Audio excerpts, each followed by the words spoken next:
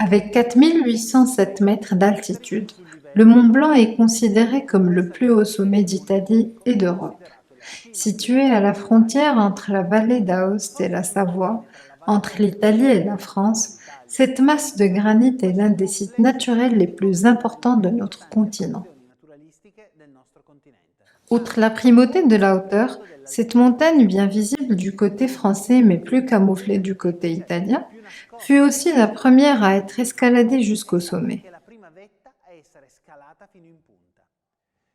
L'exploit, qui fut entre autres naître l'alpinisme, fut accompli le 8 août 1786 par deux garçons valdôtains, Jacques Balmat, cristallier alors âgé de 24 ans, et Michel Gabriel Paccard, médecin et botaniste de 29 ans.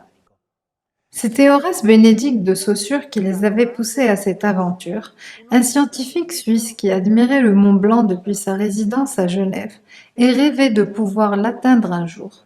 Ce qu'il fit en effet en 1787, un an après la première ascension.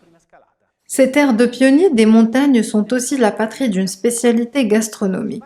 Les alpages de la vallée d'Aoste abritent en effet l'une des plus importantes productions fromagères d'altitude au monde, celle de la Fontine. Un fromage entier, semi-cuit, produit avec du lait issu d'une seule traite qui, dans sa version la plus caractéristique, provient de vaches de race tacheté rouge et tacheté noir qui séjournent pendant l'été dans les prairies à plus de 2000 mètres d'altitude. Et ce sont les arômes, les fleurs, les herbes de ces champs qui parfument ce fromage, qui, grâce à son gras, fond dans la bouche en dégageant des notes de beurre fondu et d'herbe. Une bouchée pas du tout délicate, certes, mais qui est devenue pour cette raison indispensable pour de nombreux amateurs de produits laitiers. Et c'est précisément cette facilité à fondre qui aurait inspiré, au début du XVIIIe siècle, le terme de fontine, qu'on donne depuis à ces grandes roues à croûte rougeâtre, pouvant peser jusqu'à 9 kg chacune.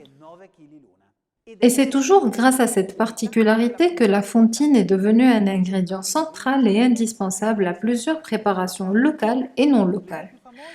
Les deux recettes les plus connues sont certainement la soupe à la valpellinoise, faite avec du bouillon, du chou de Milan, du pain complet et bien sûr de la fontine. Et puis il y a la fondue, une préparation qui met l'eau à la bouche juste en l'évoquant et qui rappelle immédiatement les froides soirées d'hiver et les tables d'amis qui trempent allègrement des morceaux de pain grillés dans une marmite centrale où se trouve cette crème fumante, savoureuse et onctueuse. Allons donc voir comment la faire. Tout d'abord, vous devez couper la fontine en petits morceaux et les laisser tremper dans du lait pendant au moins une nuit. Le lendemain, égouttez grossièrement la fontine et mettez-la dans une casserole, généralement en terre cuite, adaptée à la cuisson au bain-marie. Ajoutez le beurre et lancez la cuisson. À ce stade, il vous faut un ingrédient que vous ne trouverez certainement pas dans les épiceries, la patience. Il faut continuer à remuer et attendre que la fontine fonde et prenne une texture filante et compacte, puis qu'elle se dissolve complètement jusqu'à ce qu'elle devienne une crème. C'est alors qu'il faut incorporer les jaunes d'œufs, un pour chaque 100 g de fromage, en continuant à mélanger doucement et à maintenir la fondue au chaud. En quelques minutes, la crème jusque-là assez liquide commencera à prendre un aspect plus épais et plus velouté. Continuez à remuer au bain-marie quelques instants puis retirez-la. Salez et poivrez et placez-la au centre de la table en la gardant au chaud à l'aide d'une bougie.